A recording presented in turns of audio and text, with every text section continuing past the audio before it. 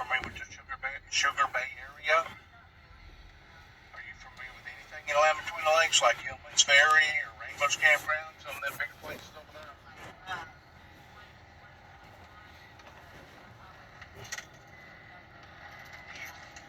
Right. Well, anyways,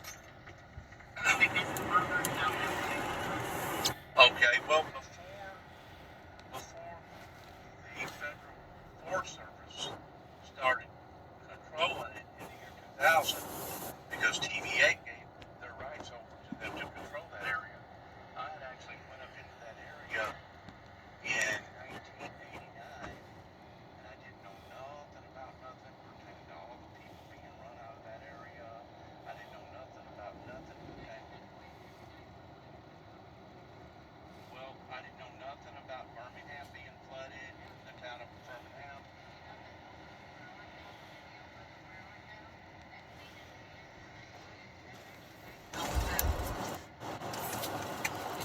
Uh-oh. Well, I know that they actually got a movie in regards to the flooding, but it was like made like in the freaking 60s, and it's almost like black and white, and it was really unedited, real poor. You know what I'm saying? Real bad. But anyways, in 1989, I went up to that area, and I built an altar, a praying altar, and I took a bunch of round. I took a round area. I took a bunch of petrified wood that done turned into stone, and I made this big circle, like a 20-foot by 20-foot, a big circle, and I cleaned it all off real good. And I went up there with the praying, and I put a sword on top of the altar, the main rock, and stayed up there fasting and praying for 40 days and 40 nights. And at that time, they didn't have rules and regulations to the degree that you didn't, like it is today. Today, you got to move every 21 days. You got to be gone from that area. You got to move, I think, at least a mile away, and you got to be gone for at least 7 days before you can come back to the original one.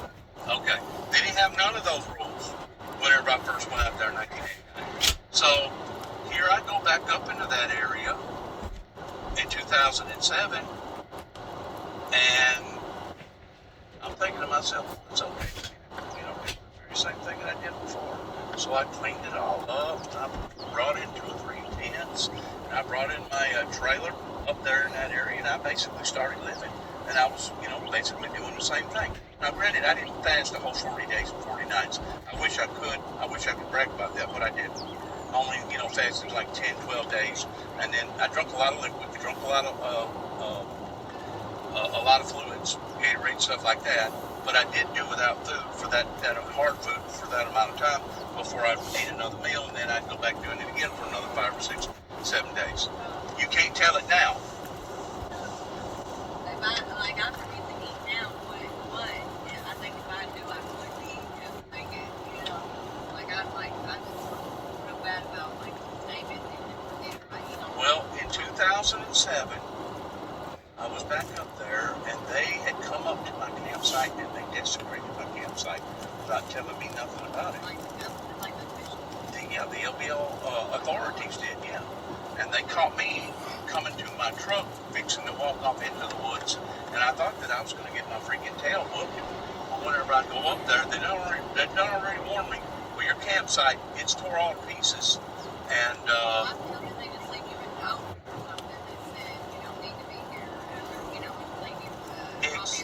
because I had pictures, I had Bibles, I had all kinds of stuff up there that was sacred, and they basically tore up everything, but they left the rock with the sword symbolizing peace on top of the rock, because they couldn't get the sword off of the rock because the sword was chained to the rock, chained to the altar. Yes. So, all right, listen what happened. So, rather than me dismantle the rock from the sword, I picked up the whole rock and the sword together, which was about 100 pounds, because this thing was huge, and had to carry it all the way down about a mile before I could get to my truck, okay? And whenever it was all said and done with, I went through extreme pains. I actually took the rock and the sword and buried it over in another county in It's still in that Land Between the Lakes region. You know where Dover is? Okay, you know where Piney Camp? You know where Piney Campground is? No, I know the area. I know ish. Okay, it's right before you get to the bridge, like going to Paris Landing on the right-hand side. Yes. I went off into that area and I dug a big hole and I buried that rock and that sword that was still attached to it on that piece of ground, and I covered it all up. And then I went back into Aurora because I rented out a campsite there at Aurora. I think it was Earth Daddies or something like that at the time. It was a campsite down there by the river, and I thought it was a good price, $60 for a month. That's basically $2 a night. They had a bathroom and they had hot water. Had cold water and hot water. So I stayed down there for about a week, maybe a week and a half, and God moved on me again. He said, I want you to go to a printing place and make up a bunch of these pamphlets telling everybody that I had told you, which would be me, that there was soon going to be major electrical disturbances. So I made up all this material. You know, and I'm paying for all this myself. I'm taking off from work. I'm doing all this myself. And I start passing out material, and I basically start over by Grand Rivers, and I went from Grand Rivers up toward Benton. Then I went from Benton up towards Calvert City, and then I went from Calvert City on over to Paducah. Well, guess what happened whenever I got over to Paducah?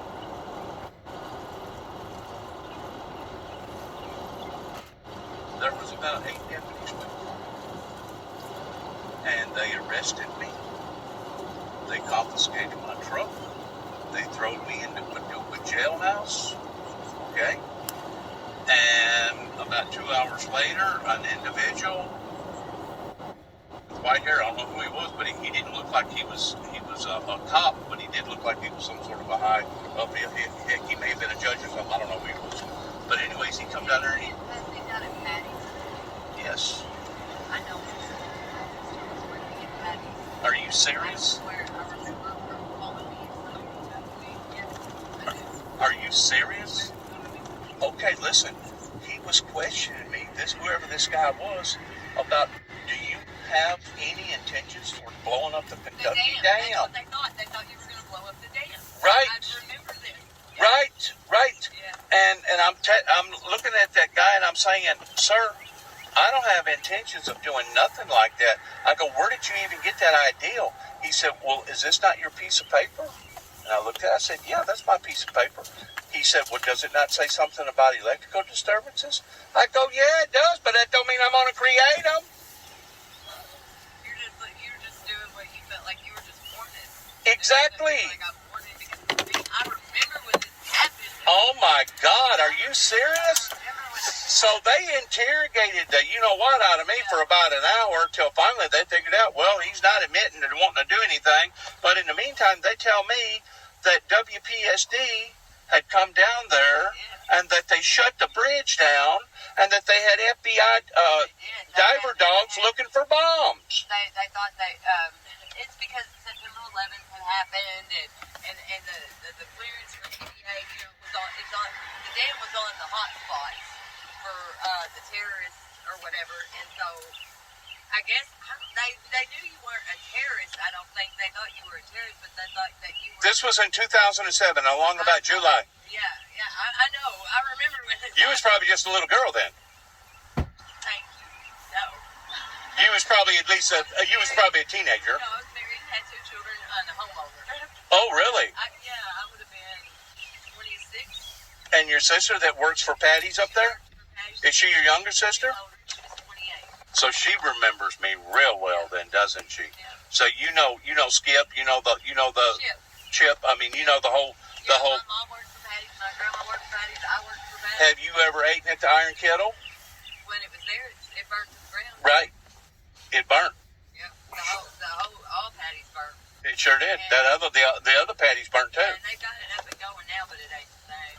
It's expensive too, isn't it? Yeah, and they got like a drop-off place. Like they're I don't know, it's really weird. Like you drive up and it's got a drop-off. It's so touristy now. But I tell you what, whoever built it, whoever pumped that money into it, done an excellent job towards the building itself. Now It was built. Kitchenburg too, which was right down, like up in Gilbertsville down the road on the Marshall side, like up at the lake, and they was a known spot too. And I said, well, they might have got took their notes from Patty's. Said, hey, let's throw a match on ours too, so we can rebuild and do. Right. Well, anyways, they interviewed me. They didn't find that I had admitted to any wrong because I didn't do anything wrong, but they still went ahead and shipped me from Paducah, Kentucky to Mayfield to Four Rivers Behavior Center to make sure that I had both my oars in the water. So by this time, we're talking like 11:30, 12 o'clock before they ever get me to the hospital. It was two state troopers, post 1 there, that took me to the medical center, and then once they figured out that I was okay, along about 2 o'clock, the woman looked at him and she said, "This man hasn't done nothing wrong. Y'all need to let him go." Well, now they've done confiscated my truck, and now there's no charges. Now there's no orders from the doctor mandating any type of, mandating anything. So now the state troopers are like, what are we going to do with him? I don't know. What do you want to do with him? Well, let's take him back to Paducah and drop him off. Well, they did just exactly that. They dropped. You have no car, you have no way. Nothing. And of course, by the time they get there, it's like 3:30. And I've been up all night, and I wasn't going to rent out a hotel room at 3:30 because, after about 2.5, 3 hours. You shouldn't have had to because you didn't get yourself there. Shouldn't have had to. Shouldn't have had to do none of that. If anything, they should have took me back to jail and then released me the following next morning when everything was open and going. Right. You don't know nobody there. Right. Well, instead, I went across the road and slept in a cemetery. And I marked exactly who it was and what cemetery that I laid on and all that. I charted all this. I charted my book and everything because I've kept up with everything. And that morning, I had to walk, hitchhike all the way to Post 1, which is probably, right at 15 miles away from Paducah. It's about halfway between Paducah and Mayfield. Mayfield, where the tornado just got through tearing all to pieces. And whenever I get in there, they go, well, yeah, we got your vehicle. It's impound. I go, well, I want it. Well, you can't have it right now, Mr. Jackson. We're going to have to get this thing cleared. There's not a case pending on it. That's right. Well, finally, about 2 hours later, they call me back up at the front. They go, well, we've decided to let you have your vehicle back. That's good because it's mine and I don't have no charges pending. But, they go, you got to pay the impound fee. That's right. Bullshit. You got to pay almost $200 worth of impound fees because of a record that come and got it and put it there. That's bullshit. And I said to myself, you got to be kidding. He said, no, sir. He said, you're not going to get your automobile until you come up with the money. And once I realized what I was up against, I thought to myself, you know what? So hard to fight it. I'm screwed here.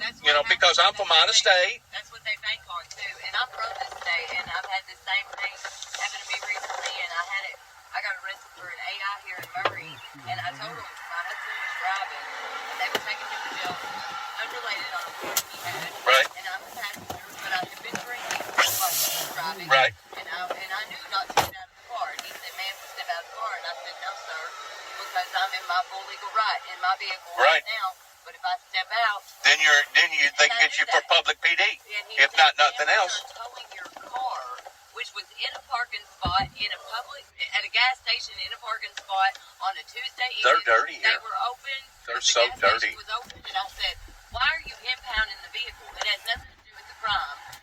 I have somebody that can come drive me right now. It's in a parking spot in a public place. And they wasn't going to have it. And he said, ma'am, if you don't get out of the car now, we're going to place you under arrest because your vehicle is being impounded. And my husband is saying, please don't impound our car. She can't afford to get it out. And so I said, okay. And I stepped out. When I stepped out, the cop came from the other side and arrested me. And for public PD. Yes. Yeah. And so when I get to court. That's dirty. When I got to court, they said guilty or not guilty. And the judge reads you all your hoopla. Oh, yeah. And I said not guilty. And the prosecutor, the county attorney said, is Miss York aware it's only a $25 fine? And I said, yes, Your Honor, I am aware of that. That's not the point. The point is the principle. You had a principle with what was going on, how that they was trying to hoodoo you. Exactly, and I knew the law, and I knew that I didn't. You was being blackballed. Yes, and so I said, Your Honor, and he said, so you're going to plead not guilty? And I said, yes, sir. And he said, well, I can't give you a public defender because your freedom is not at stake, and the law is unless qualify for a public defender, so you're going to have to pay an attorney. And I said, okay. And so I called, every term is like $600, $700. Right. And so outrageous. $25 fine. And I wanted to, if I would have had the money, I would have fought it out of principle because I knew I was right. Right. But that's what they banked on. Sure. They banked on. So sure. I ended up, what it I is? had a clean record. I never even had a speeding ticket in Wow. my life. Wow. And now I got a misdemeanor, or citation misdemeanor offense. Yeah. Because I didn't have money. Oh my because God. I didn't have the money to. You didn't have proper defense. Exactly. And I couldn't. And that's the case in. It was cheaper And that's. for me to plead guilty. Yeah. That's the money. case in almost 85% of the cases. I know. Because it's like you're caught in between a hard place and a rock. That's And what they do. but what they're doing, what they're actually doing, they're building a constructive case on each citizen. That way, if you get in trouble again, they can take this episode and that episode and add them together and compile it and get that much more money out of you, or make you do that much more time. You know what I'm saying? And they're steadily building a case on their citizens here in America, and that's one reason why the system is broken down the way that it is. Hey, who's here right here? Look here. Look at who that is.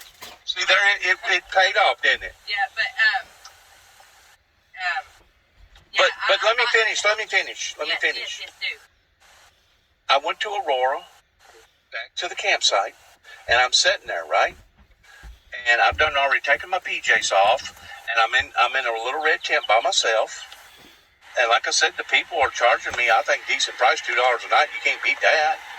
And all of a sudden, I swear to you, have you ever seen Close Encounters of the Third Kind? Have you?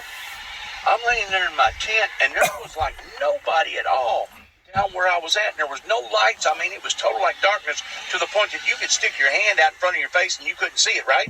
All of a sudden, my freaking red tent started glowing, and it started getting brighter. It started getting brighter, and I'm thinking to myself, oh my God, what is this? So as soon as I jump out, guess what? There's 8 freaking automobiles surrounding my freaking tent at, by this time it's like 10:30, 11 o'clock. 2 state troopers, 2 people from this county, the sheriff's department, deputies.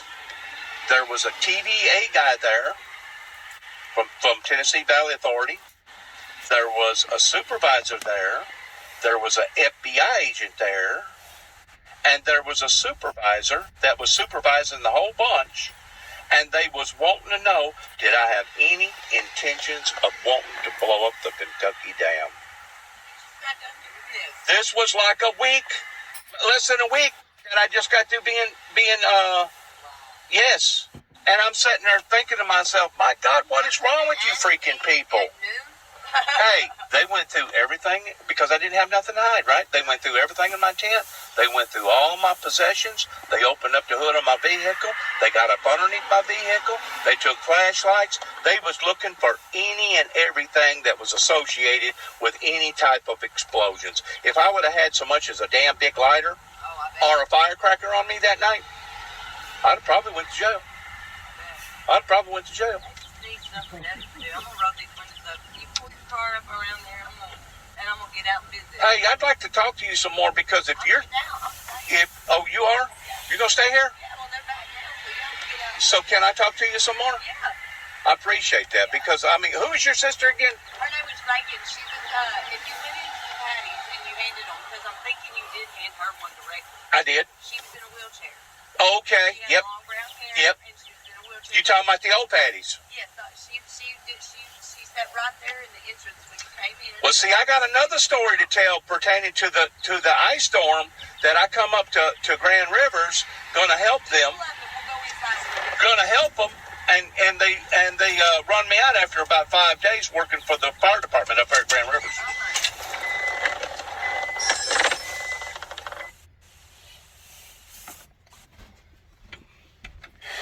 Unbelievable how the devil's people has tried so desperately of wanting to bring false accusations towards destroying my purpose.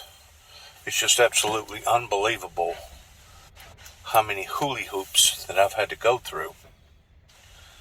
since the beginning of all this that has literally torn my life into little bitty pieces. Unbelievable. I mean, if somebody was to have sat down and told me that these things occurred in an individual's life and that it was based on a true story and it didn't happen to myself, I would question the authenticity myself, especially if I couldn't prove it with paper and other, audio, video, stuff like that. If I couldn't prove it, but I can. But I would absolutely be. I'm going to leave it right there. I'm going to finish this up real quick because of this story being so intense and significant. I recently just got through watching, and I'm going to try to promote it on my YouTube platform if they'll allow for me to, or my Facebook platform, pertaining to a catastrophic event that happened in 1964. I don't forget now what country it was, pertaining to a dam being breached, and it basically killing, if I'm not mistaken, about 1,400 people, if I understood that right, pertaining to basically a man-made catastrophe, a man-made disaster. And then as it went on into this program, it talked about an earthquake that created a tidal wave in 2004, and then there was another tsunami that happened a few years later over in Japan that made the nuclear reactors overheat. That almost created another disaster on top of a disaster. And I think, give or take, there was about they estimate about 500,000 people died pertaining to that last disaster. But for a group of people that was dead set towards wanting to make sure that they branded me, that they put me in the same category as, let's say, Saddam Hussein or Bin Laden, or the same category, let's say, as David Koresh or Timothy McVeigh or Jim Jones,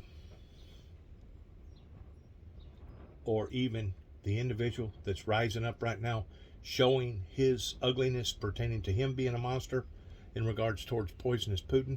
For a group of people that wanted to do me that way, and the whole time I was trying to help them, actually speaks volumes about the people that was trying to do me that way.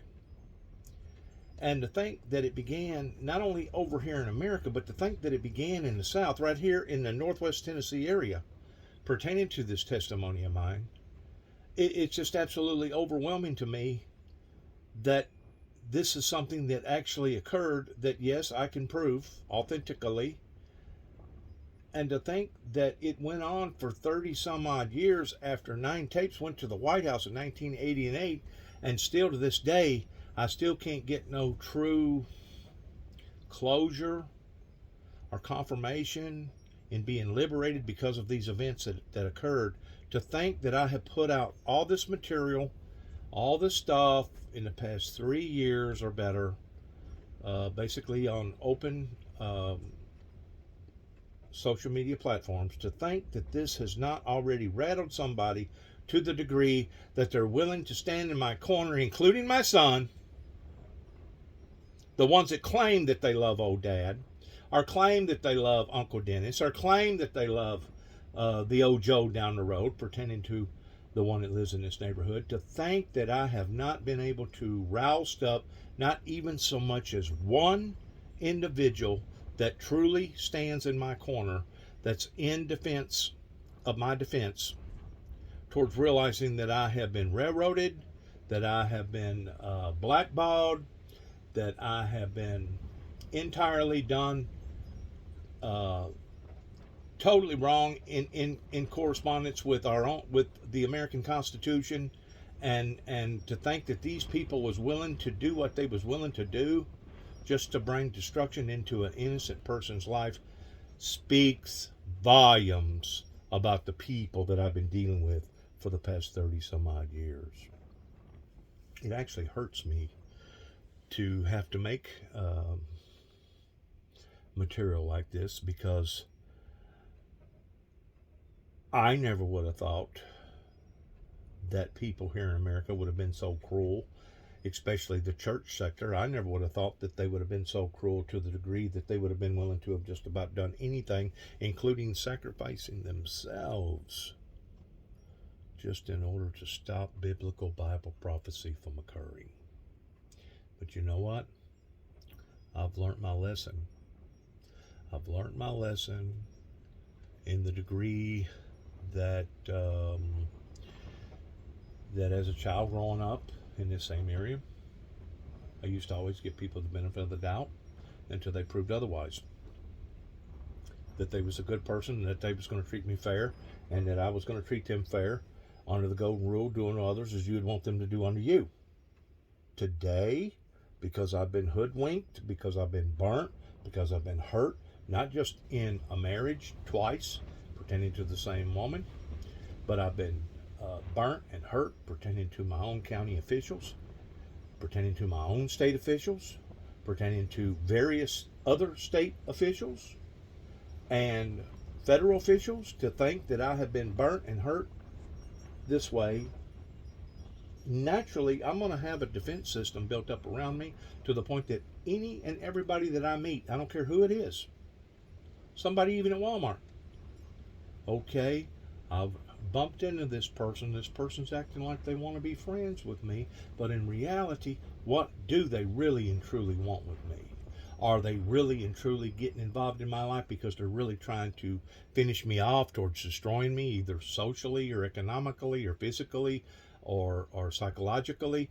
I've reached a point now that I'm actually looking for the ugly out of people, to where 45, 50 years ago, it was just the opposite. I was looking for the good in people.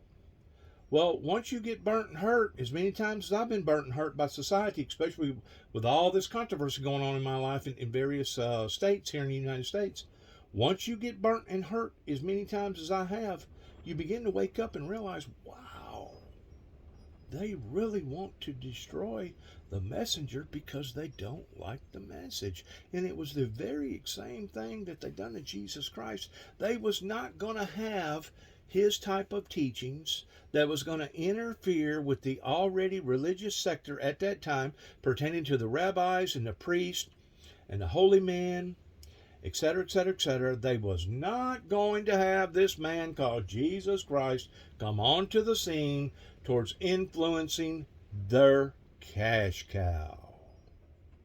The cash cow that they had already done convinced various people by hoodwinking them, bamboozling them, deceiving them, that their church was the only church, or that their affiliation or association, or that their synagogue was the only synagogue to go to, and they was absolutely infuriated by Jesus Christ coming onto the scene, in regards towards looking at Christ, towards him being basically a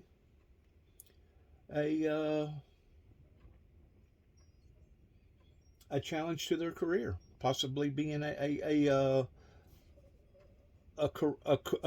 career counselor, towards canceling out their career, because eventually more people would have going over to Christ and listening to his teachings versus going to the rabbis and the priest and all the other synagogues over there. I feel like that because of jealousy, that basically leans towards the very same thing, that's one of the reasons why that people around here did not want not 1 minute that they was going to put up with somebody like myself as being an independent, as being a non-denominational, that they was not going to put up with somebody like me under the same pretenses, because if we allow for this individual to get out into the eyes of society and become influential, we're going to have to listen to the things that he's teaching and preaching to as well, because now our congregation is part of our congregation. Our parishioners are going to be pulled away from us, and now we're going to have to deal with this. Well, 30 some odd years now has passed.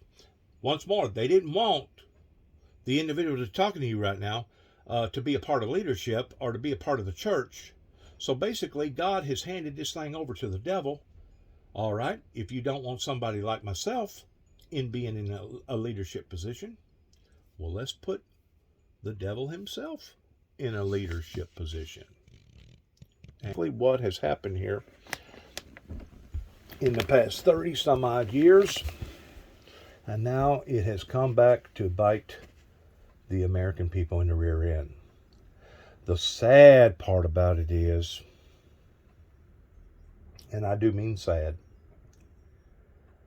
that now it's not only affecting those that tried to destroy the messenger because they didn't like the message, but now sorrow and condemnation has fallen up into their own lives towards now their granddaughters are being influenced by all these drugs and all these drug users, and their children are being born with mental challenges, or they're being born towards being problematic, and they're seeing all kinds of problems in their lives towards divorces, and their children ain't staying married, and all their jobs has left America, $30 trillion in debt, in addition to all the gun violence pertaining to the mass shootings, all the drug overdoses, and all the other horrible, horrible, horrible events that has fallen upon to the American people in the past 30 some odd years since Ronald Reagan finally established by convincing the world that the world was not going to be destroyed by a nuclear holocaust. You see, the teachings of Christ is very, very true, because he said that it would have been easier for all of heaven and all of earth to pass than for one jot or tittle to fail pertaining to the Lord thy God. And he also said that what a person soweth, that shall he also weepeth, because their sins would find them out. Now, pertaining to the boomers, those that are older than me, that could have taken on a predominant position with the windmill ministries, now they're beginning to see and understand that they have made a very, very big error in not listening to the things that the messenger was teaching and telling them about. Not only did they make a great error in that, but they also made a great error in not identifying the things that Al Gore was telling them about pertaining to environmental crises and weather phenomenon changes that is now happening all over the world, that is costing not only monetary money, but costing literal lives by being executed from this planet in some form or fashion pertaining to natural catastrophes. In other words, God has lifted his hand off of this planet, and he's basically looked down at Lucifer and the rest of the angels that portrayed him and said, okay, this is your opportunity. If you want to bring self-destruction to the people, now's your opportunity. And he's doing just exactly that, based around the prophecies and revelations, for it says that Satan will come down in the last days with great wrath, because he knoweth his time is short, and that we will see signs in the heavens and signs upon the earth, such as we've never ever seen before, pertaining to all these phenomenon, harsh, severe sorrows that is now befallen upon to society. But yet now, do I have anybody that's willing to get in my corner, including even my son? Do I have anybody that's willing to stand by my side, that knows that this ministry has been violated, and knows that this ministry has not only stood up for the teachings of Christ, but knows that this ministry has always stood up for peace and utopia and prosperity? Have I seen anybody make a telephone call or come to 291 Thompson Road, Sharon, Tennessee, zip code 38255? If they have, I'm not aware of it. Okay, and you know, to talk the talk pertaining to, oh, we're praying for that individual. Oh, we want peace. You don't a bit more want peace than a man on the moon. I just got through studying a while ago pertaining to whenever all these gory, scary, creepy movies started creeping into society over here in America, and you're probably not going to believe this, but it was actually of the turn of the century in the 1900s. Of course, it didn't really get taken off full stream until long about the beginning with the 50s, 60s, and the 70s. That's whenever Helter Skelter and Exorcist and Chainsaw Massacre and all these other paranormal, demonic, sorcery type movies have just basically exploded. I was reading an article where some filmmaker had only invested about $2 million in a film, and I think it got back something like $700 million in profit worldwide, because people were so attached, and people, you know, are so their appetite, okay, to develop the chromosomes in your brain that releases a certain chemical, because all of a sudden you feel frightened, or you're scared, okay? As long as it only reaches a certain level, they find that to be attractive in today's society. Similar towards how a dog will go to eating chickens, and he's not really killing the chickens because he wants to eat the chickens. It's not really even about the blood that he tastes in his mouth as he's killing the chicken. It's the psychological part towards it releasing those dorphones that I'm talking about, that it excites and stimulates the nerve system to the point that it puts out this chemical that just makes them feel superiority, that I just got to killing this chicken. And I heard it squawking and squawking and squawking, begging for life. But I went ahead and killed it anyway. We've seen other individuals stand up and do basically the same thing pertaining to Stalin, Hitler, Napoleon, etc., etc., etc. Some really, really cruel, evil, demonic people, including President Poisonous Putin. That once you get that type of excitement going through your adrenaline cells, and it releases this dorphon chemical into your body. That's the reason why a great deal of your serial killers continue to keep doing that again and again and again, is because they are really, really sick individuals that are stimulated by bringing pain and suffering to innocent individuals' lives. And I know a lot of people will say, well, I just can't believe that. I just can't believe that. Well, there was a reason why that God the Father said, thou shalt not kill. Just like God the Father said, thou shalt not steal. There was a reason why that God gave us the commandments. And there's not but 4 of them that are demonstrated in a direct way towards His glory. The rest of them are directed towards us for our benefits. For our benefits. Because God had done already experienced this through the old world that He had to destroy by a flood. And then long about the era of the Pharaohs, the Egyptians, He sent Moses and demonstrated those commandments, because these was areas that He did not want us to partake in, because if we ever started partaking in those areas, He was going to feed an emotion within our bodies that was going to give out this chemical, and the next thing you know, it would be like a drug dealer trying to get the same high. You know, a crackhead or a meth taker or a heroin user. They claim that once you get high that first time, that it does something once more to the dorphones, and I may be pronouncing it incorrectly, But they get so exhilarated by this high that it's stimulating to not only their physical being, but also with their psychological being and their spiritual being. It like puts them above and beyond anything that they could ever imagine towards superiority. And what makes a drug, the way that I understand it, so addictive is that you will go the rest of your life towards shooting up, taking pills, doing the same thing routinely again and again and again, towards hoping that you will meet that climax, that superiority high, that in reality you won't never do again.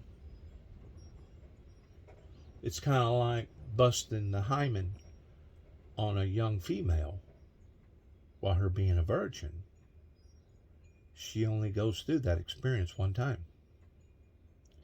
After that experience is over with, she'll never experience that same experience again, because now her hymen has been busted. She's no longer considered a virgin in that perspective. Now, some women, some young girls lose their virginity that way towards starting their menstrual cycle because of various things. You can be playing ball and get hit real hard, or riding a bicycle, or just do something inappropriately to yourself down there, to the point that, guess what? You just basically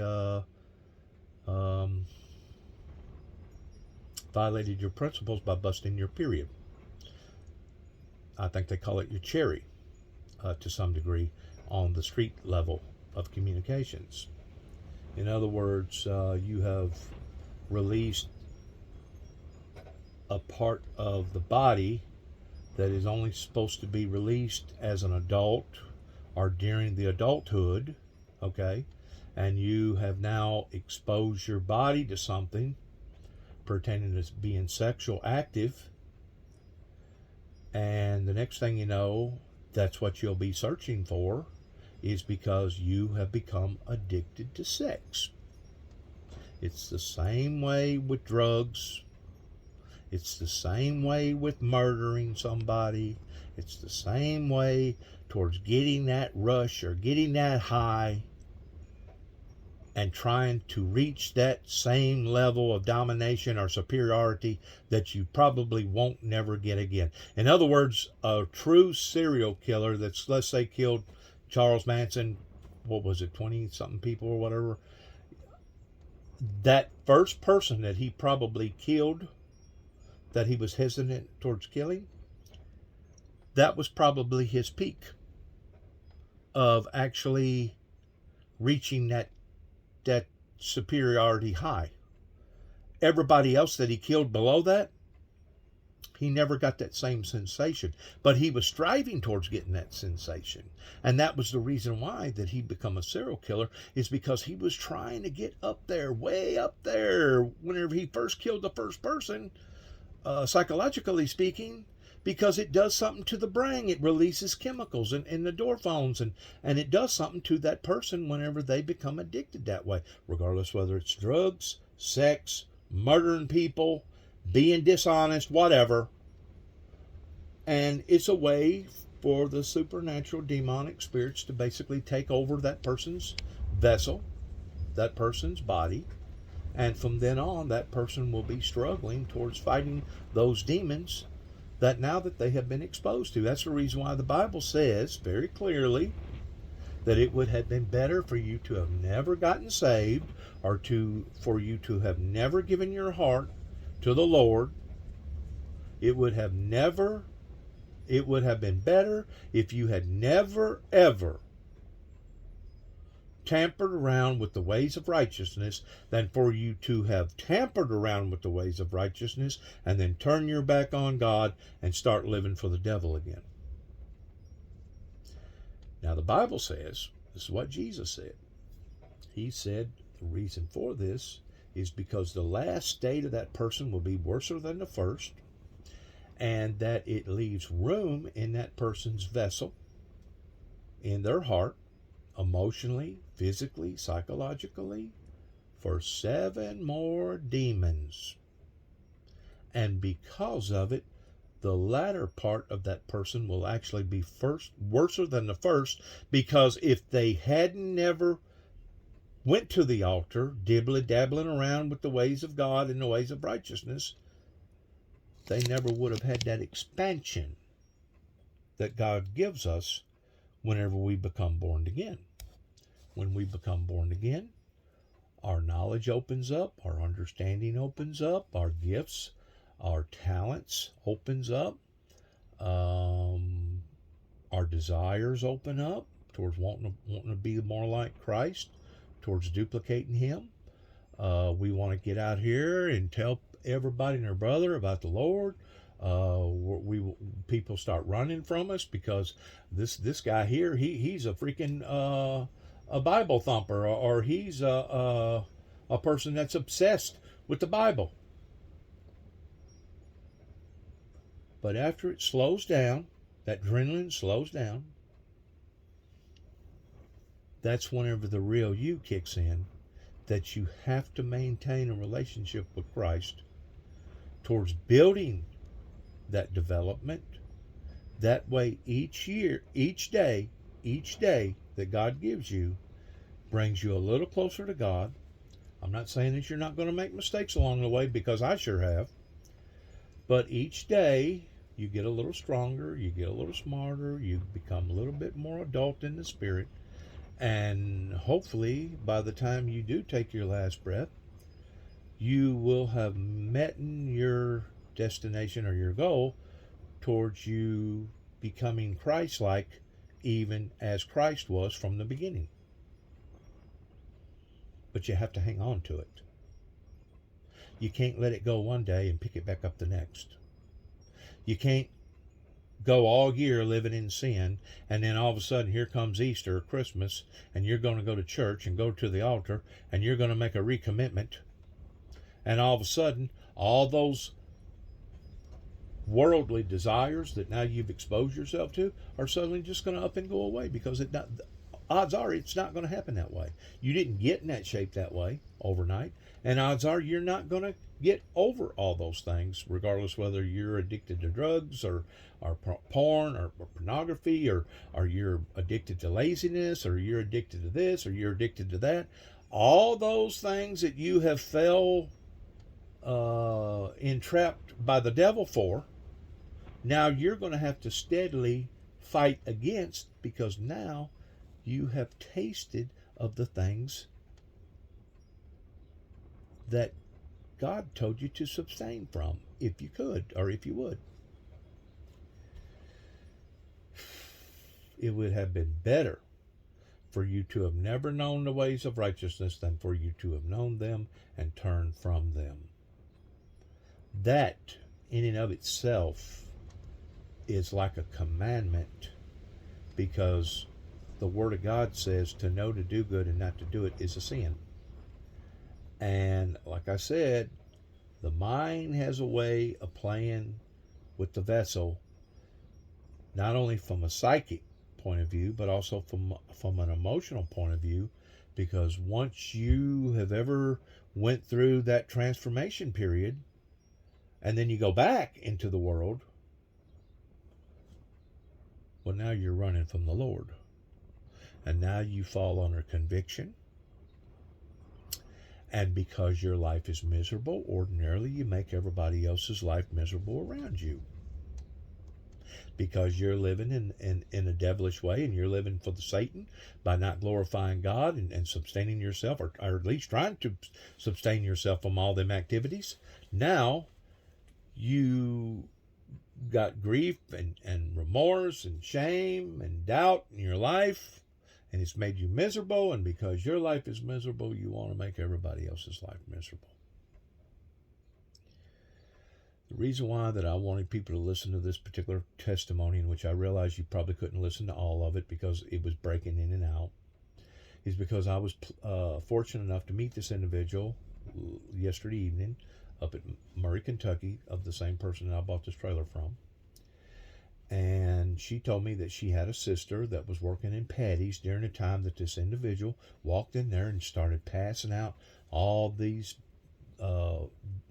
leaflets Bible leaflets trying to tell people that God had showed him that there was going to be electrical disturbances soon to come. Obviously, somebody took the message out of context, especially whenever they decided that they was going to rough me up the way that they did in Western Kentucky. And because the devil was working through those people, they found it appropriate that this may be our only advanced tool that we have towards shutting this individual up, destroying him, destroying his purpose, destroying his message. And they tried everything in the world that they could to destroy my life up in Land Between the Legs. Not only the first time in 2007, but again in 2010, and then again in 2012. They went after me 3 different times, and finally there towards the last, whenever I was supposed to have lost my home, I was supposed to have lost my truck and my trailer and all my tools and lost all my records, in which God instilled the right person into my life and instilled the preparableness because of what was fixing to come down the pike. God allowed for those things, not all of them to be taken from me, so that today I can appropriately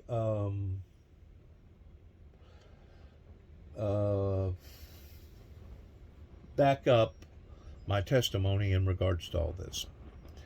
I'm going to show you just a little bit of some of my records, and I've got a great deal of them. Let me unplug this real quick. I've got a great deal of them. My automobile, and I still got a great deal of them over in my other trailer. Okay. But these are personal records that I'm sorting out that is going to verify my testimony in regards towards dates, people, places, etc. Here's another box of them right here. These are all records, and they're not just one copy on top of another copy on top of another copy. It's the same copy. No. These are all different copies of different events that has occurred. I got a great deal of stuff right here. That's all documents, recordings of various things. I've got CDs, pictures, another filing cabinet here full of all kinds of records. I think this is all the letters and stuff that I got from Miss Jackson pertaining to whenever that, and there's from James Roberts. So that's my dad and my brother's pile. It was kind of difficult for me to do all this because I don't have a whole lot of education, and this is the first task that I've ever took towards taking a bunch of records and compiling them and sorting them out to where I can validate my story. Different churches that I've been to, Ohio River Baptist Association. I got all kinds of different. This one here is the one from Miss Jackson, pertaining to some letters that was written during the time that I was imprisoned. Also got this is from Pastor Ronald Brown, Pentecostal Church there in Jackson, Tennessee, whenever he was pastoring that church. Some more homemade letters here going to Amanda Kirk. At the time we was living at that particular address. I've got all kinds of various letters from not only her, but I've also got all kinds of various statements of what was said, who said it, why it was said, etc., etc. This letter here is from Shirley Jackson, pertaining to a personal letter. Let me set this down real quick.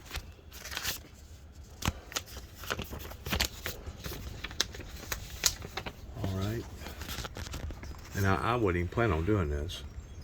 This is a letter here that was written September the 2nd, 1991, to Dennis on Labor Day.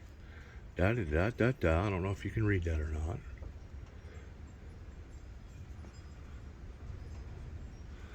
And then, of course, I've got correspondence where I wrote her back letters, talking to her, communicating how that I was framed, how that Homeland Security basically was trying to ruin my life, going back into 1991, whenever they claimed that I was an assassin, that I was on my way to Washington, D.C. to take out one of the American presidencies. Okay. Just thought I'd show you just a little bit of taste of what's coming into the future in regards towards how I'm going to be opening up my story, or stories, to validate my testimonies pertaining to letters, dates, stuff basically that you can't duplicate pertaining to this. Certified mail, certified letters, different conversations that I've had with various people. Like I said, this whole thing here is filled full of basically the records that's going to be put to the American people in regards towards this pile is particular Miss Jackson's pile. Then I've got another pile right here that's basically all a Kentucky pile. Like I said, I didn't know how to go about doing this. All these records was all packed together in like 3 different big boxes, and I had to come out here and cipher through all this stuff and compartmentalize it, categorize it, put a pile over here, this pile belongs to this pile belongs to that. Then I got another pile over here. This pile right here is kind of like a miscellaneous pile, but it validates my story coming from the Department of Justice, Federal Bureau of Prisons. I think you can see that. And then let's look at this right here. Like I said, I wasn't even planning on doing this. These are some of the people that I have become associated with in the past, regardless whether they was bail bondsmen or Secret Service agents or other type of specialty field security people. This was some of the people that I run in contact with. Federal Bureau of Investigations. Let me look here and see what else I can find.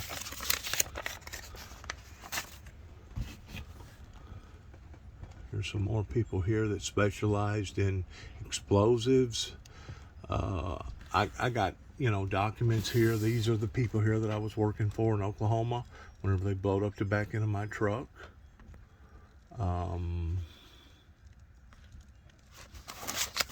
Dark, I can't read.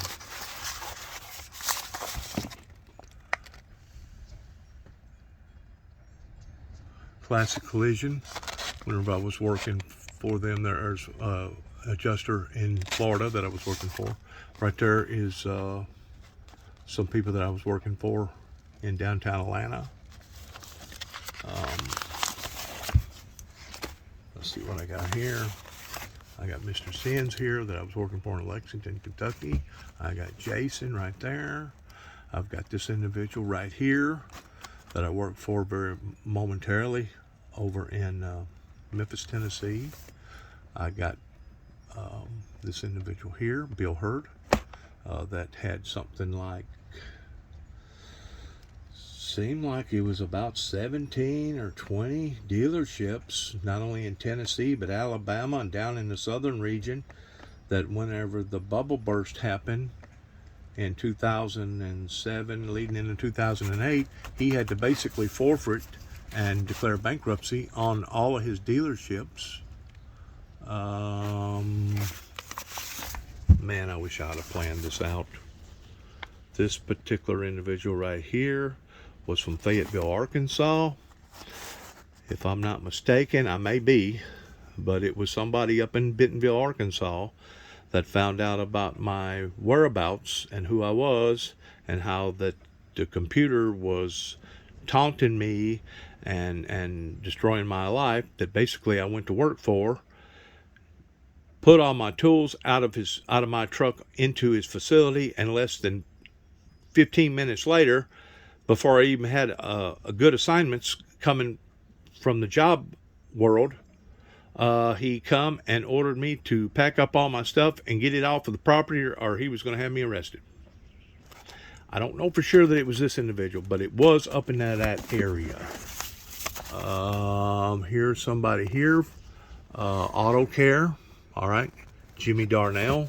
This is one of his cards in Huntington, Tennessee, since he broke away from David Lloyd.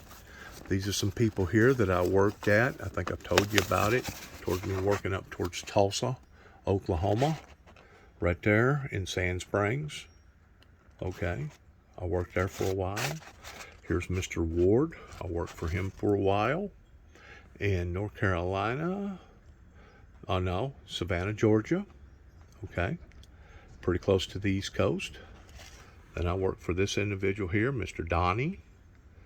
Montgomery Paint and Body. And then I worked for this individual here. I think I worked for him, maybe not. I can't remember. That may just be a body shop that I run across. That was in Portland, Oregon. All right, I didn't actually work for these people, but I did go to their business during the time that I was up towards Oregon, up towards Washington State, and I went ahead and got a application and filled it out and got their card, and I got some more information up into that area that I can prove, validate my case or my testimony. Plus, I've got all my Social Security records, because any and everybody that I worked for, I made sure 99.9% of the time that I was working for people above the board. In other words, whoever that I went to work for took out federal and state taxes, Social Security taxes. That way, I've got a paper record, a trail from the Social Security Administration indicating everybody that I had ever worked for since the beginning of my life, not only in the construction industry pertaining to Tri-State Steel over here in Kenton, Tennessee, but other steel companies that I worked for. Al-10 Construction, I think, was the people that I was working for at the time that I had my accident and I fell off the building. These are all records, okay, that I would have lost. That would have been destroyed, because anytime the law gets involved in your life and they come and pick you up, unless you got a piece of property set up on a bank account and you got a lot of money and everything gets deducted every year towards taxes, insurance, light bill, etc., etc., etc., odds are you're fixing to lose a great deal of the stuff that at one time you used to own. Well, I didn't own a whole lot of stuff, but I did own my truck that I still have. I had a utility trailer that I could have lost. All my tools, in which, since I've moved back to Tennessee, I have yet to break out a grinder or a DA or do any type of body work. In other words, I don't even work on my own stuff anymore, much less anybody else's pertaining to the auto body industry, because I have put this on the front burner in regards toward prioritizing it in my life towards putting out this story to the general public. That way, maybe, hopefully, one day, somebody would take notice that this individual was doing everything that he could to get the attention of the American people towards them going down the wrong path, and they did not want to hear the things that he had to say. He was treated as a heretic. He was treated as an outcast. He was treated the same way that Jesus Christ was treated, towards being nothing more than just a has-been or a nobody. And we have seen society do this again and again and again. pertaining to God's anointed people that would come forth with a messenger. And because they didn't like the message coming from the messenger during the time that the message was being delivered, the people turned upon those messengers and run them from village to village and said all kinds of bogus lies about them and tried their best to destroy their lives in any form or fashion that they could, including the Lord Jesus Christ. You keep in mind that they killed him. They killed him for trying to do good. They have made my life miserable for the past 35 years, right at 35 years, going all the way back to 1988, whenever I first put this on public record to where it could be understood pertaining to my life. They have done everything in the world towards destroying the very individual that was trying to help them. Towards them basically burying themselves and biting the hand that was trying to feed them. Well, whenever you continue to do this again and again and again, guess what happens? Because God's got feelings too, okay? Don't think that he don't have feelings. And don't think that he don't know whenever people are abusing him and taking advantage of him, because he does. Even Jesus taught us, do not throw your pearls before the swine. That if they won't accept you, move on. Don't mess with them. Get out of their lives. Let them get out of yours and go on about your business and let them learn their lesson in a different way. I'm saying all this stuff, making this particular data video in response towards the witness that God, not I, but God, brought into my life as of yesterday evening, helping to validate the incident that happened up around the Kentucky Dam in 2007 of a group of people that wanted to tarnish, that wanted to brand, that wanted to destroy the very individual that's talking to you right now. And any reason at all to want to lie, in which I don't, if you hear my testimony and it moves you, I'm glad of that. I appreciate your prayers, and if you want to help with the Windmill Ministries in any form or fashion, any and everything will be appreciated. But once more, if it doesn't work out that way, I have done already become adapted to being denied. I've done already become adapted to being treated like the plague. I've done already become adapted to being demonized and dehumanized while I watch my country be destroyed, and why I watch innocent people's lives continue to be destroyed again and again and again over this resistance movement that did in fact begin in the late 1980s during Ronald Reagan's administration. And if you don't believe me, that's fine too. But I'm telling you right now, I've got proof. I can validate. I've got a vehicle out here with another big box of the same thing, more records. I've got a trailer out here to validate the same thing. Let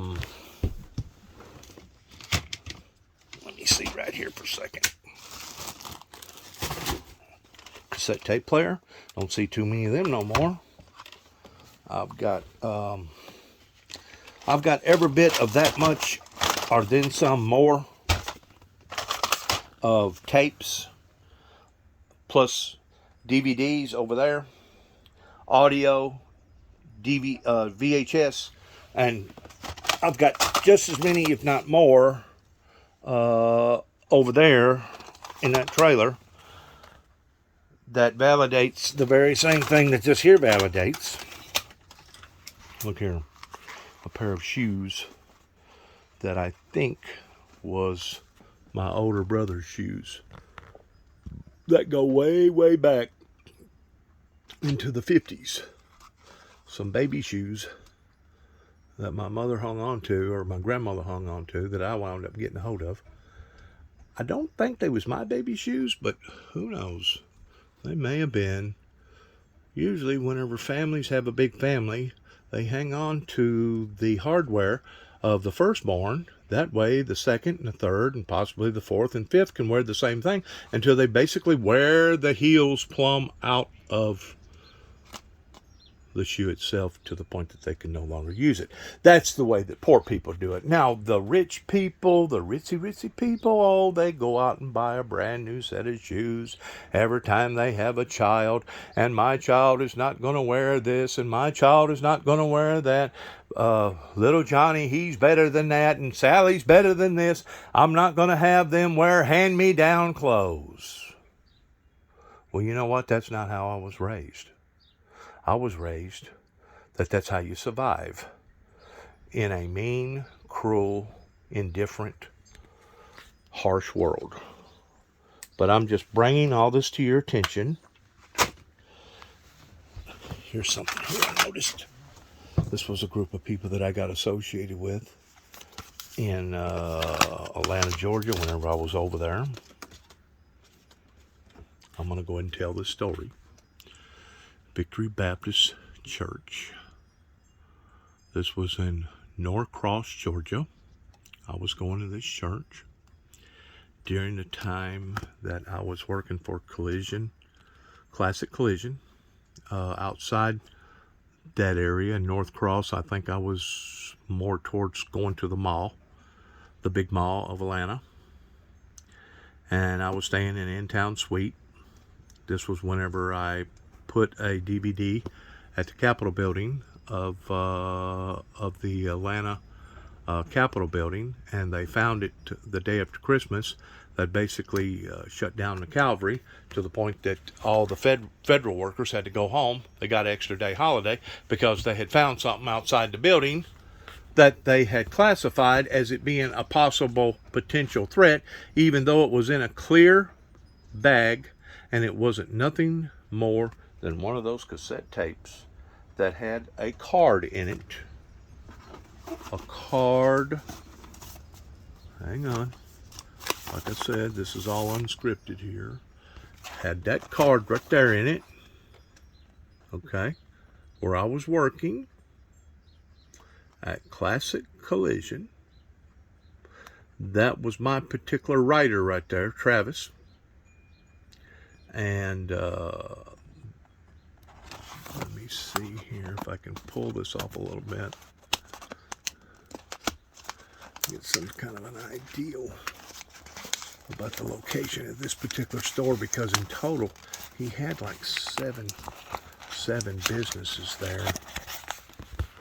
All right, there is the address: North Cross Road, Duluth, Georgia, going outside of Atlanta, going over pretty close to where the big reservoir and the big mall is. Okay, I dropped a card off just like this at the Capitol building, downtown Atlanta, the day of Christmas, whenever I knew everybody was going to be home.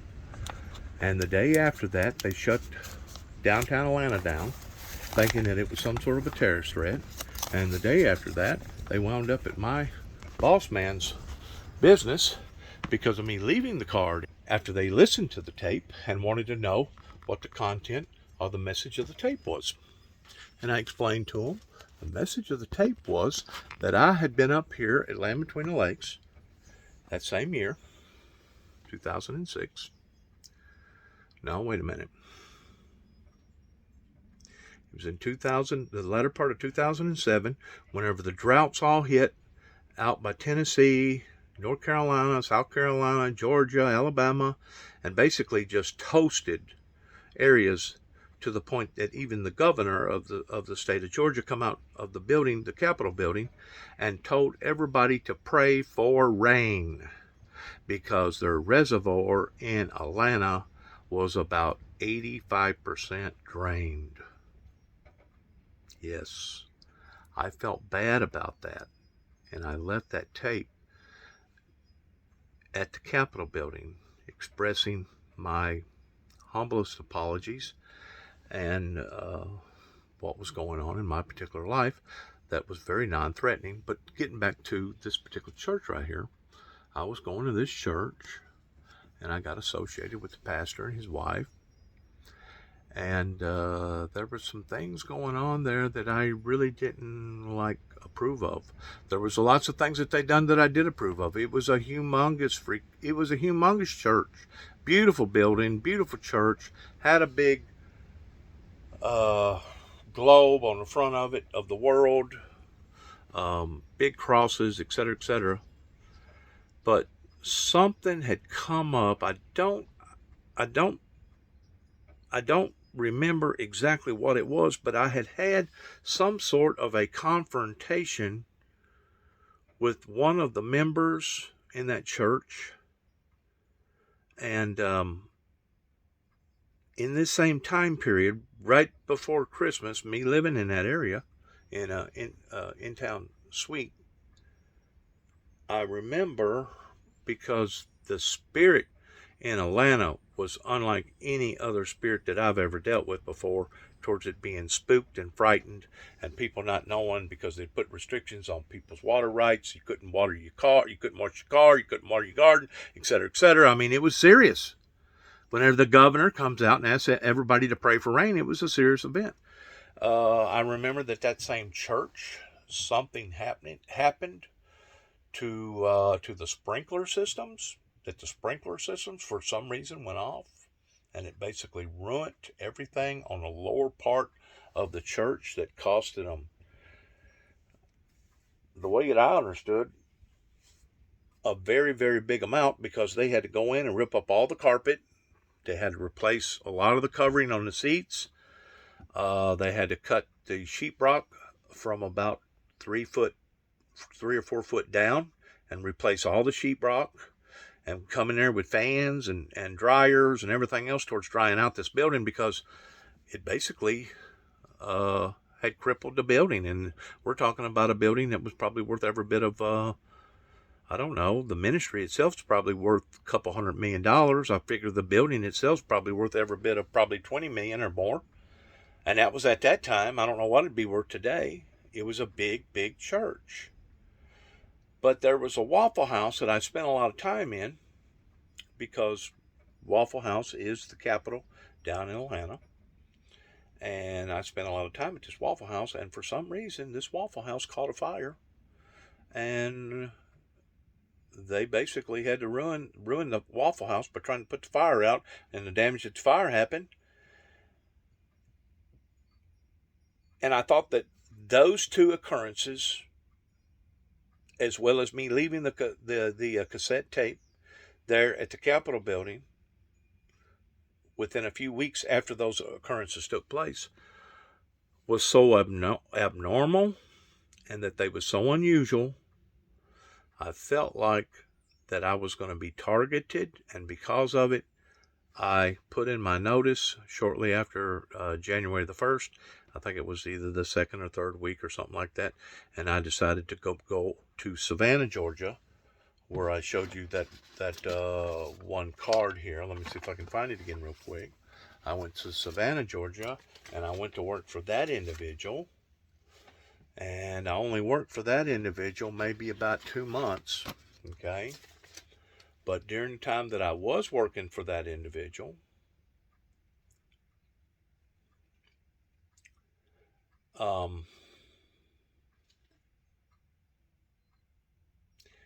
I started passing out material in Savannah. And I know people are going to think I'm crazy, or that I'm only making this stuff up, or that my imagination is running wild, but I promise you, within a period of about 2 weeks after I started passing out that material in Savannah, Georgia, I basically had to pick up stakes again and move on down the road. And the reason why is because various state and federal agencies in that area had caught wind who I was. They had caught wind towards what had happened up in and towards the Capitol building. And because of this, I immediately become a target. And whenever I become a target and I realize that I was a target, that's whenever I decided to pack up and move to Alabama, and went to work for Montgomery Paint and Body because I knew that I'd already wore out my welcome in Savannah, Georgia. This was at Ward's Auto Paint and Body at 3005 Gibbons Street, Gibbons, Savannah, Georgia, zip code 31404. I don't even know if these people are still in business or not. A lot of those body shop owners, I'm pretty sure it's been so long a period of time, they've either sold out or their families has taken over their industries, or maybe they passed away or something. This is another individual right here that I didn't bring out in Atkins, Alabama, that I worked for a while. Whenever I was working in Huntsville, Alabama, I worked for that individual for a while. Didn't stick with him but about a month, and had to move on down the road. Various circumstances. That was whenever I was traveling from the south back up to the north towards praying and fasting for a revival and praying for peace upon to the earth. And I can once more validate my testimonies in having the proof, along with Social Security, in me working and being in various places all over the nation, working off of my dime, not being financed by a body of believers, not being financed by no particular rich individual, basically being on my own, being self-sustainable through the auto body industry, and being basically run from one area to another area to another area to another area to another area, to the point that even my brother, coming back here to Tennessee one time, he said, "Juby," he said, "you're living like a fugitive." And I looked at him, I said, "David, you're absolutely correct. I am living like a fugitive." He goes, "Why?" I go, "Because it's harder to hit a moving target than it is one that's still."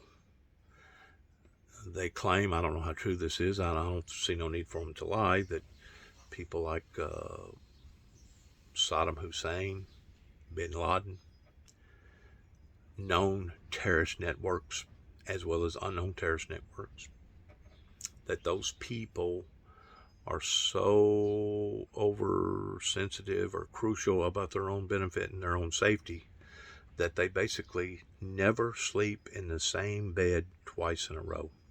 In other words, their lives is constantly being shuffled around from this point to this point to this point to this point.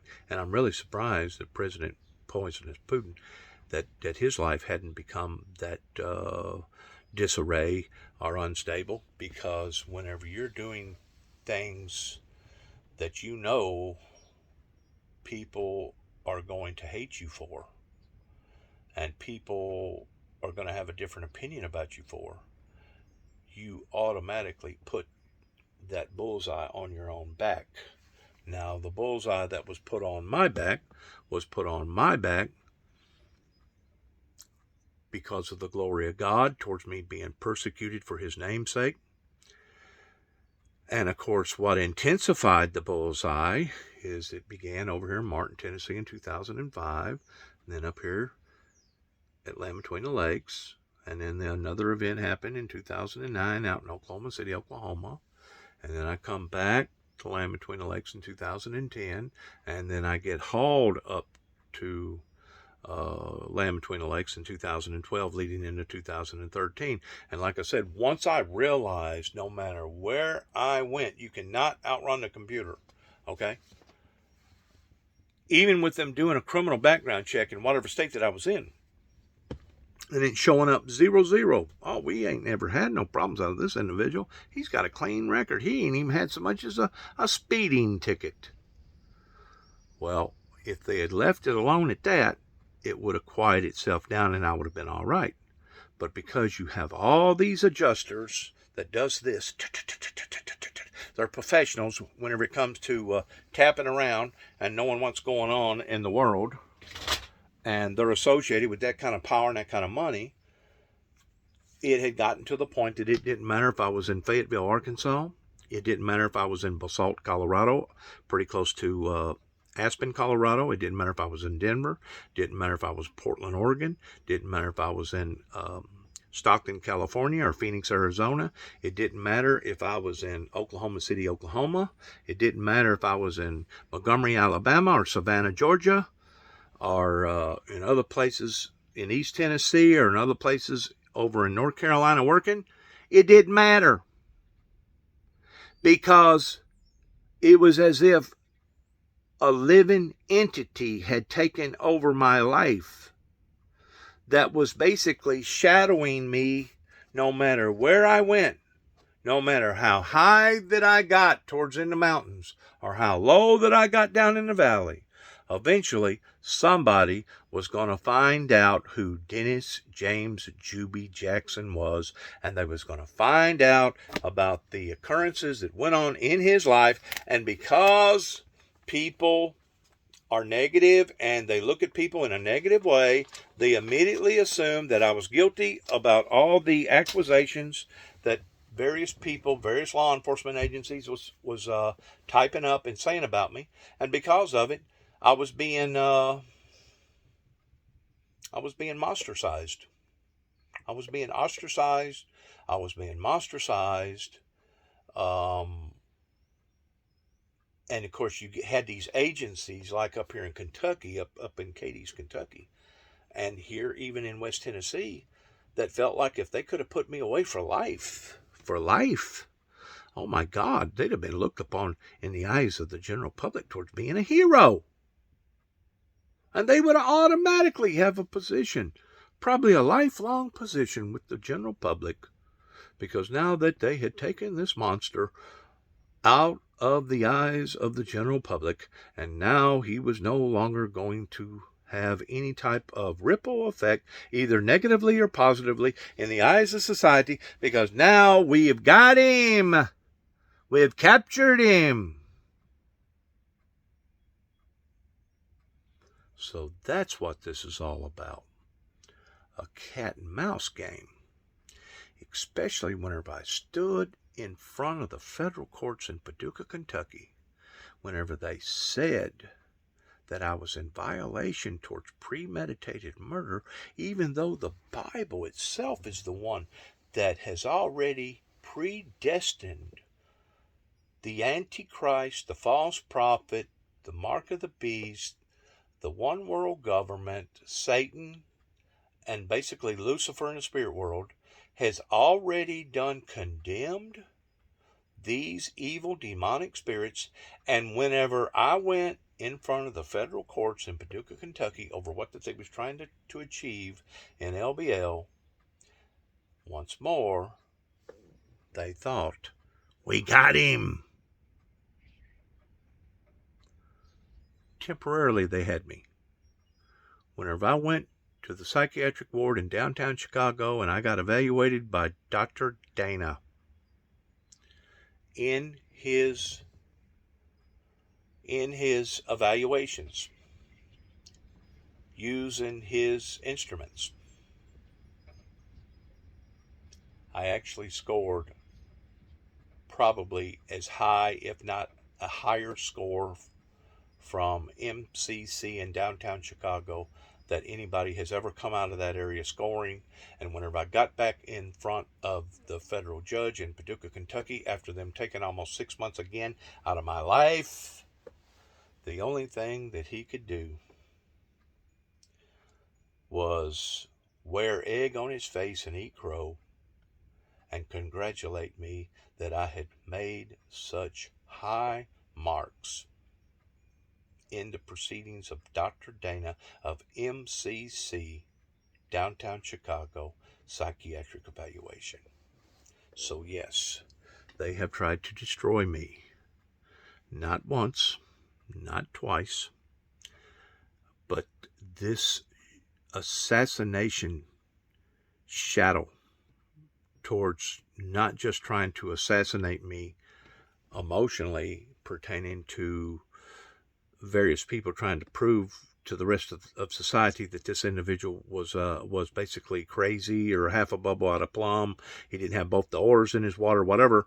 This began in 1983 in a little town that's supposed to be the white squirrel capital of the world, in Kenton, Tennessee, where my mother was raised up all her life as a little girl before she got married to my biological father. And then they went to California for a while, and then they went to Chicago for a while, and then they come to Tennessee for a while. Then they went back to Chicago for a while before they finally come back to Tennessee, and they remained in Tennessee. People today no longer live in the same place at the same time ordinarily like these people around here do. Why they didn't want to expand, why they didn't want to go on vacations, why they didn't want to learn about other cultures and how other people do things that actually can be a benefit to everybody, including themselves. Why they didn't want to evolve and expand has to be simply because they had been brainwashed in believing the fairy tale that if it's out of sight, if it's out of mind, and if it's not broken, don't try to fix it. And whatever you do, don't buy the cow, especially whenever you can get the milk free. In other words, if you can take advantage of somebody, or you can take advantage of a young girl, and you can get in her pants without having to become committed to her in some way or another, if you can steal from that person versus showing your gratitude towards one hand washing another hand like it's supposed to be, that's what they was taught around here. They was taught, and they got asphyxiated with their own lives, with their own drugs, with their own lifestyles. In the meantime, this factory was shutting down, this factory was shutting down, this opportunity was shutting down, this opportunity was shutting down, and we was basically being sold out. We was being sold downstream the whole time by our politicians that's been in power for the past 30 some odd years. And it hasn't been in just till recently, pertaining to January the 6th of last year, whenever people finally decided to wake up. Oh my God, the sky's falling. We're gonna end ourselves as a nation. We're gonna be like Rome. We're gonna deteriorate ourselves from the inside out. What, you're just now beginning to figure that out after 30-something years? After you had the Bushes, the Clintons, you had the young Bushes, the Obamas, then you had the Trumps, and now you have the administration is in there now pertaining to the Bidens. You're just now starting to figure those things out after 30 some odd years. Well, I thought we pay these people the salaries that we pay them, and we're not supposed to be concerned about these things because it's above my pay grade. We had this thing on autopilot. We thought we had it whipped. We had it on cruise control. Now all of a sudden we're realizing that the sky's falling. The only problem with January 6th, they had the right concept, but they was using entirely the wrong strategies towards trying to come in and strong arm a government that has this type of ability and this type of power. Now, there's no doubt if our government was to ever turn on its own people, like poisonous Putin is turning upon to his own people over in Russia, I truly believe, looking at our record in regards towards the militia standing up against the redcoats and other various wars, I think that it would be a lot of pain and suffering, but I think eventually the very tyrant that we had in office, providing that he was in office, would be taken out. And it wouldn't be a pleasant thing to see. And until the rest of the world is willing to wake up towards these tyrants that's in some of these other oligarchy type atmospheric countries, regardless whether it's Honduras, China, or all these other third world countries that want to rule their people like they're a bunch of freaking livestock, until the people is willing to stand up against this type of illegitimate tyranny towards adopting the same system that we have towards either voting them in or voting them out, you're going to see hardship that's going to go beyond anything imaginable that you can ever think of. Because if it don't come in one form, it's going to come in 1,000 other different ways. I promise you. We are at the front doors. We are at the time of judgment. We are at the crossroads. And we have a choice to make.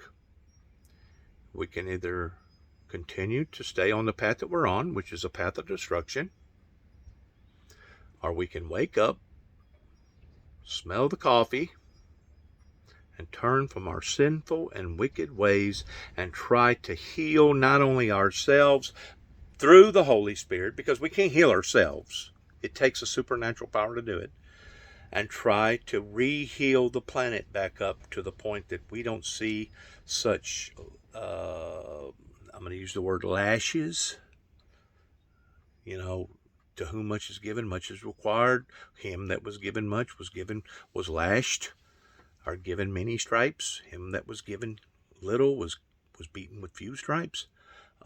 These lashes that continue to keep happening to the planet, it seems like some countries more so than others. If we're not smart enough to identify why this is happening to us, not only is it going to get harsher, not only is it going to get worser,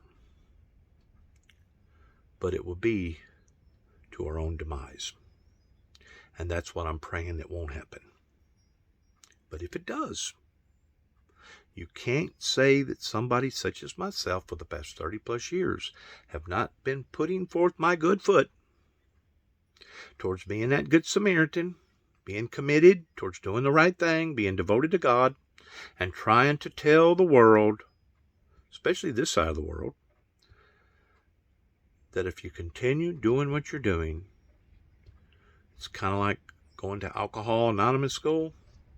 The first sign of somebody that's been touched in the head, pretending to them being a half a bubble out of plum, somebody that's basically warped. The first sign of insanity is to continue to keep doing the same thing again and again, expecting different results, because you're not going to get no different results. You're going to get the same results because you're doing the same thing. That's the bottom line.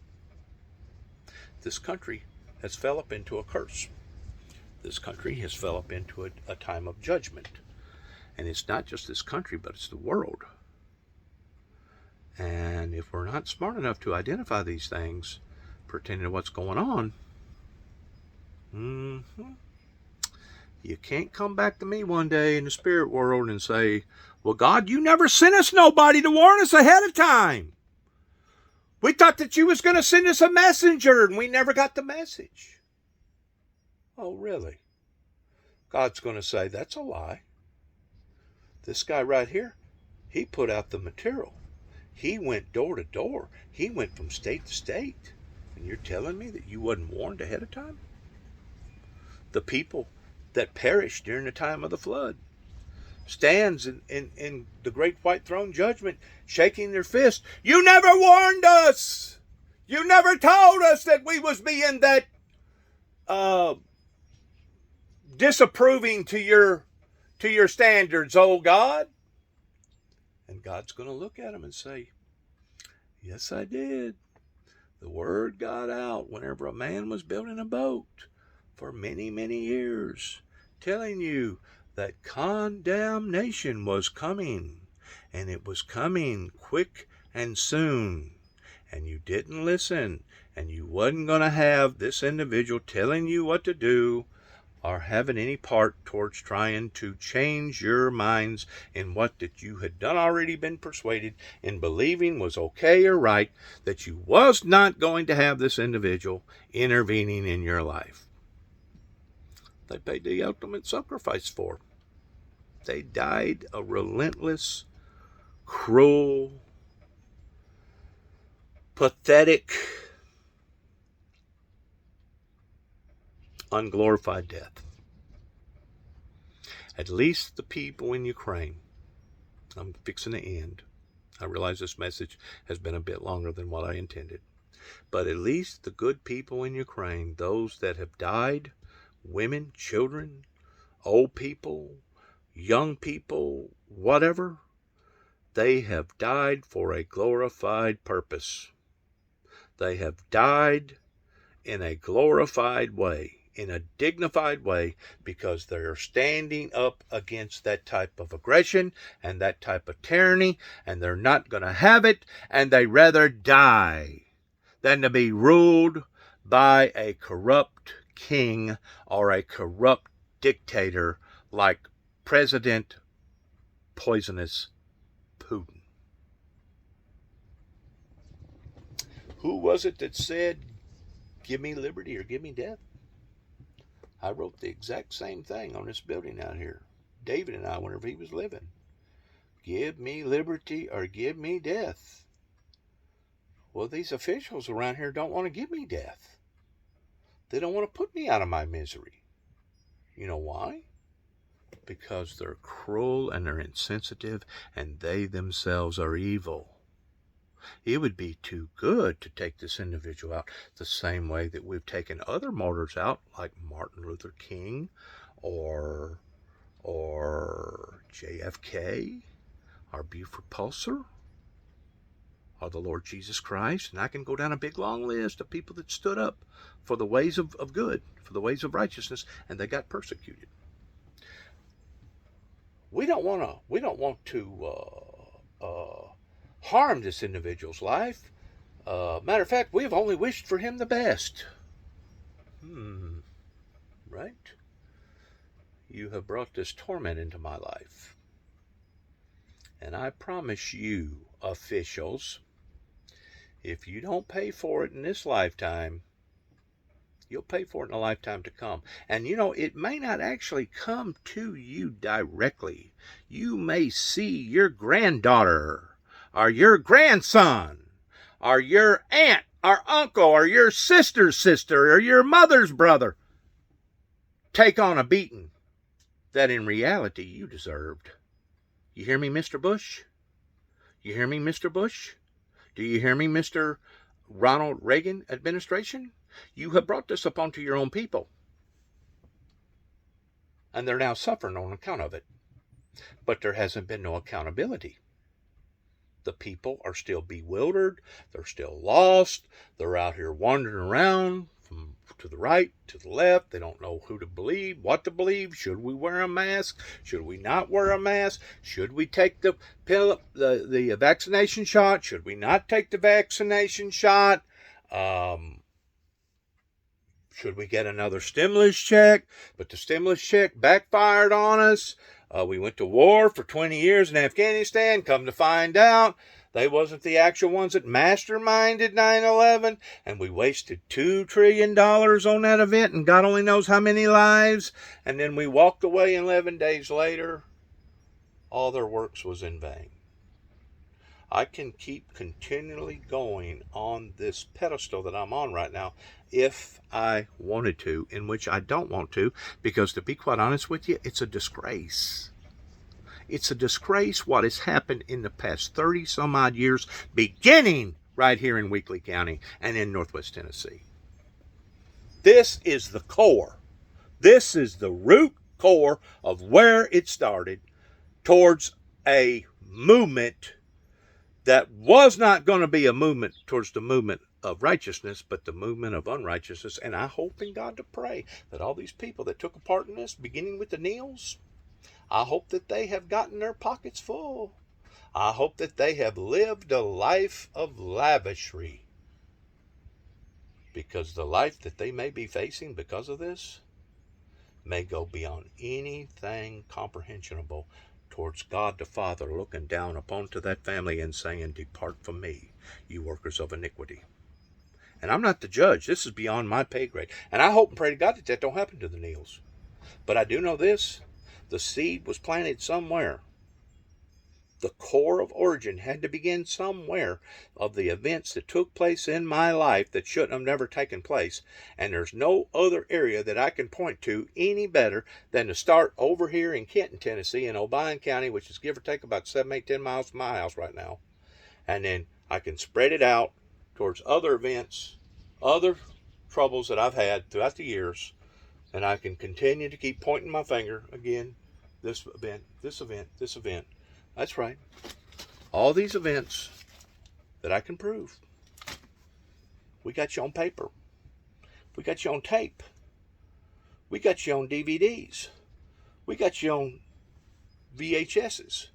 We got you on all kinds of legal, medical documents that can't be duplicated, because if they are, you're breaking the law.